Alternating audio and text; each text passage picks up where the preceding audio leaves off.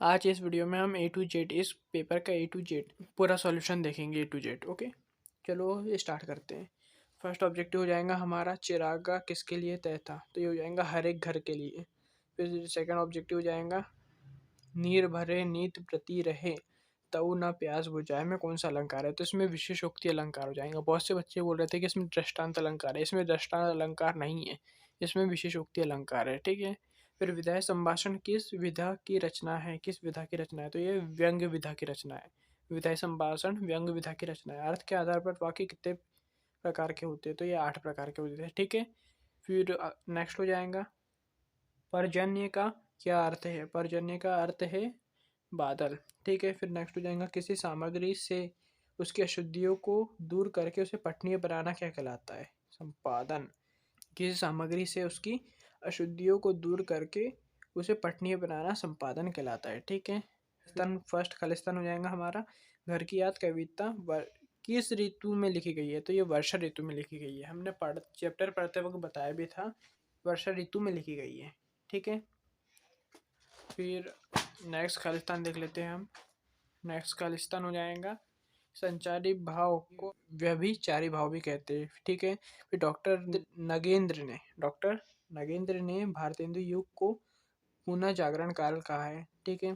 फिर सरकारी कामकाज की भाषा राजभाषा होती है। ठीक है। राजभाषा को ही सरकारी कामकाज की भाषा कहते हैं। हमने पिछले पेपर में राजभाषा और राष्ट्रभाषा में अंतर भी लिखा है। ठीक है। फिर तातुश कौन थे, शिक्षक थे एक। ठीक है।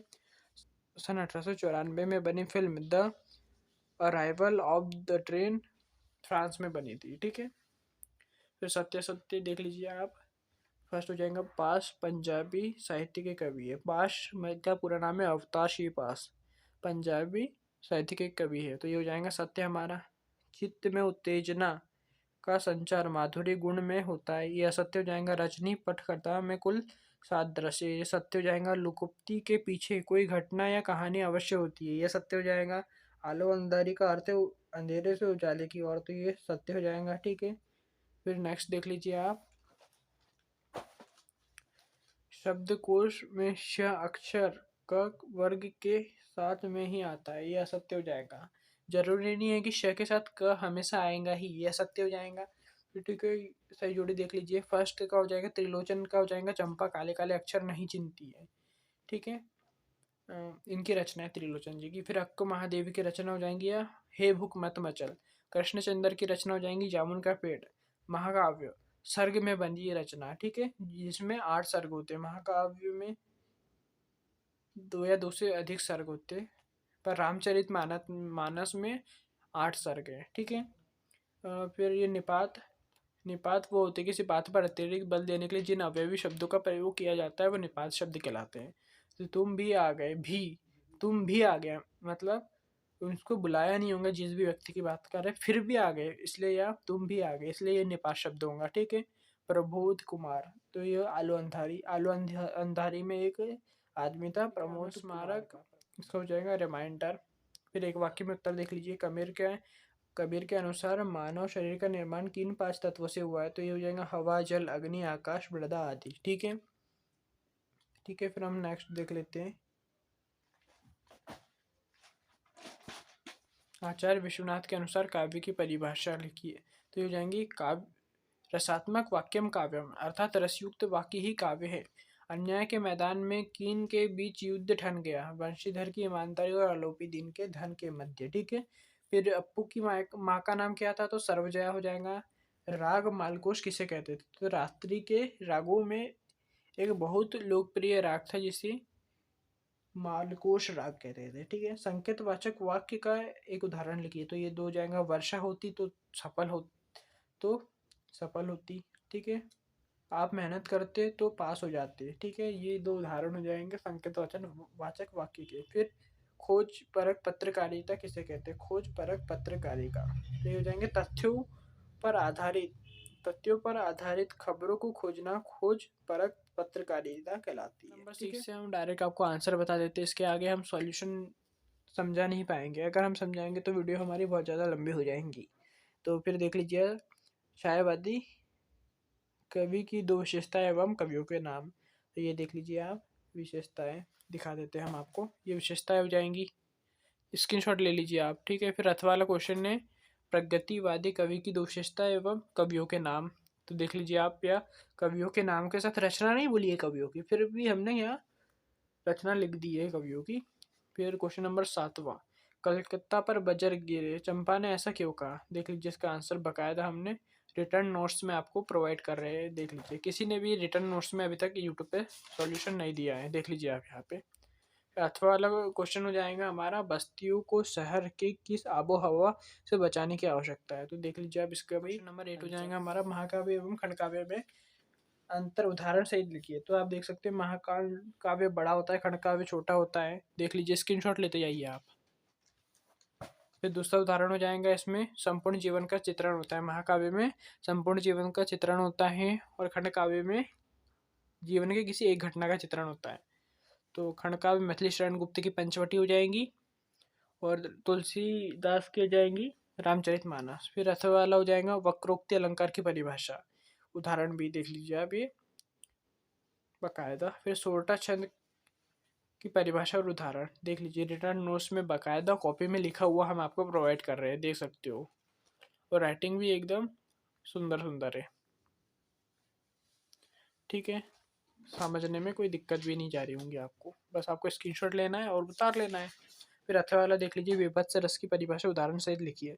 तो हो जाएंगी, जहाँ जुगुप्सा नामक स्थायी भाव का विवाह अनुभाव तथा संचारी भाव से सहयोग होता है, वह विभत्स रस होता है, ठीक है। उदाहरण देख लीजिए आप।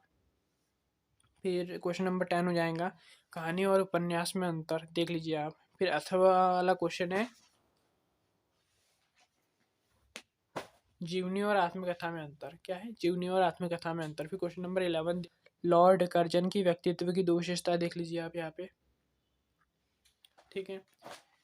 आप देख लीजिए क्वेश्चन नंबर 11 का अथवा क्या है, अध्यापक त्रिलोक सिंह एवं लोहार गंगाराम के दंड देने की क्या क्या ढंग थे। तो आप ये देख सकते हो अच्छे से। फिर क्वेश्चन नंबर 12 देख लीजिए आप, निर्देशानुसार वाक्य परिवर्तित करके लिखिए, देख सकते हो आप, सॉल्यूशन है। फिर अथवा में संवाद है, संवाद तो शायद ही किसी ने दिया होगा यूट्यूब पे, संवाद कोई नहीं देता है, पर हमने आपको संवाद भी बताया है, देख लीजिए संवाद भी अच्छे से। छात्र और शिक्षक के मध्य संवाद आया था परीक्षा से पहले तैयारी के विषय में, कैसे तैयारी हुई है उससे रिलेटेड, ठीक है। फिर 13वां क्वेश्चन देख लीजिए, सार संक्षेपण किसे कहते हैं, इसकी परिभाषा देख लीजिए आप। फिर 13वां का अथवा वाला देख लीजिए आप, इधर को शुद्ध करना है, अशुद्ध वाक्य को शुद्ध करना है, देख लीजिए। फिर देख लीजिए क्वेश्चन नंबर 14, कोई की चिनाई कितने तरीके से की जाती है, देख लीजिए इसका आंसर 7 तरीकों से की जाती है। फिर क्वेश्चन इसका अथवाला देख लीजिए, अथवाला क्वेश्चन, नृत्य और नृत्य में क्या अंतर है, ये देख लीजिए आप, ठीक। क्वेश्चन नंबर 15 देख लीजिए, जनसंचार माध्यमों के 4 महत्वपूर्ण उद्देश्य।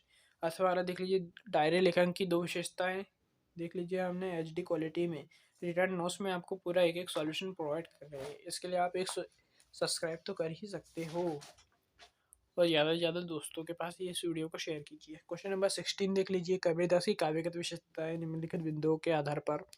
तो हो जाएंगी 2 रचनाएं, भाव पक्ष देख लीजिए, स्क्रीनशॉट लेते जाइए आप बस। कला पक्ष देख लीजिए, फिर काव्यगत विशेषताएं आई है, 2 रचनाएं हो जाएंगी, भाव पक्ष कला पक्ष हो जाएगा अपना। साहित्य में स्थान तो बोला नहीं था इसलिए हमने नहीं दिया, पर पिछले सेट में साहित्य में स्थान हमने दिया है। क्वेश्चन नंबर 17 देख लीजिए, मुंशी प्रेमचंद की साहित्यिक विशेषताएं, 2 रचनाएं, भाषा शैली और साहित्य में स्थान। फिर मन्नू भंडारी का आया है अथवा में, देख लीजिए स्क्रीनशॉट लेते जाइए, 2 रचनाएं, भाषा शैली और साहित्य में स्थान, देख लीजिए आप, स्क्रीनशॉट ले लीजिए। देखो एक एक चीज़ समझ में आ रहा है अच्छे से। फिर क्वेश्चन नंबर 18 देख लीजिए, भाव पल्लवन की 3 विशेषताएं लिखिए। तो ये देख लीजिए डिटेल में लिखा है, कल्पनाशीलता, मौलिकता, सृजनात्मकता, अच्छे से लिखा है। फिर देखिए विज्ञापन लेखन आया आते में, विद्यालय में वार्षिक उत्सव आयोजन हेतु एक विज्ञापन बनाकर लिखिए। तो विज्ञापन देख लीजिए आप, कितना हमने HD में दिया है, कितना सुंदर दिख रहा है विज्ञापन, देख सकते हो आप। क्वेश्चन नंबर 19 देख लीजिए, अपठित गद्यांश है, इसके आंसर लिखे आप देख सकते हो यहाँ पर। क्वेश्चन नंबर 20 देख लीजिए। क्वेश्चन नंबर 20 देख लीजिए आप। मेरे तो गिरधर गोपाल और दूसरा ना कोई होए मीरा भाई का ये पद है, देख लीजिए आप, स्क्रीनशॉट ले लीजिए। ये हो जाएगा संदर्भ, प्रसंग और ये व्याख्या हो जाएंगी। ये देखिए व्याख्या पूरी डिटेल में, ठीक है। फिर क्वेश्चन नंबर हमारा 21 हो जाएगा। एक मियाँ नसीरुद्दीन कृष्णा सोबती के पाठ से ये आया है, देख सकते हो आप यहाँ पे। संदर्भ हो जाएगा, ये प्रसंग हो जाएगा और यहाँ पे आप व्याख्या भी देख सकते हो, ठीक है। देख लीजिए, स्क्रीनशॉट ले लीजिए आप। फिर हमारा क्वेश्चन नंबर 23 देख लीजिए आप। हमको यहाँ आया है, 3-4 थे हमारे पास, पर सबसे अच्छा मुझे यही वाला निबंध लगा, इसलिए मैंने ये वाला इसका आपको सॉल्यूशन दे दिया, आप देख सकते हो। रूपरेखा देख ली आपने, अब देख लीजिए प्रस्तावना। अनुशासन का महत्व देखो कितनी डिटेल में लिखा है, एक एक चीज़ एक्सप्लेन करके लिखी है। फिर देख लीजिए विद्यार्थी और अनुशासन, अनुशासन की शिक्षा। स्क्रीनशॉट लेते जाइए आप बस, कोई दिक्कत रही तो बस कमेंट कर देना आप बस। अनुशासन से लाभ। फिर 6वां पॉइंट हो जाएगा अनुशासनहीनता की से हानियाँ, क्या क्या हानि होती है अनुशासनहीनता से, वो देख सकते हो आप यहाँ पे। फिर हमारा को 7वां देख लीजिए, अनुशासन विकास का आधार। फिर देख लीजिए आप उपसनार। फिर हमारा हमने बीच में लेटर छोड़ दिया तो आप लेटर भी देख सकते हो यहाँ पे। क्वेश्चन नंबर 22वां, अपने विद्यालय के प्राचार्य महोदय को निर्धन सहायता नीति से छात्रवृत्ति प्रदान करने हेतु आवेदन पत्र, देख सकते हो, स्क्रीनशॉट ले लीजिए आप, ठीक है। आप फिर से एक और बार स्क्रीनशॉट ले लीजिए, अगर आपने नहीं लिया हो तो देख लीजिए फुल सॉल्यूशन। ये देखिए निबंध भी हमने एचडी क्वालिटी में अच्छे से दिया है, ठीक है।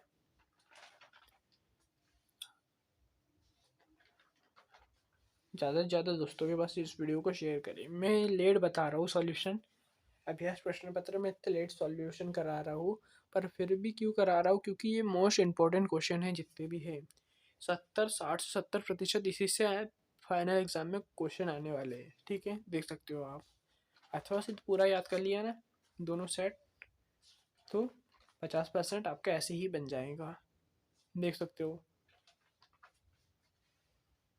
हम आपके लिए इतनी मेहनत कर रहे तो इसके लिए आप एक लाइक और चैनल को तो सब्सक्राइब कर ही सकते हो।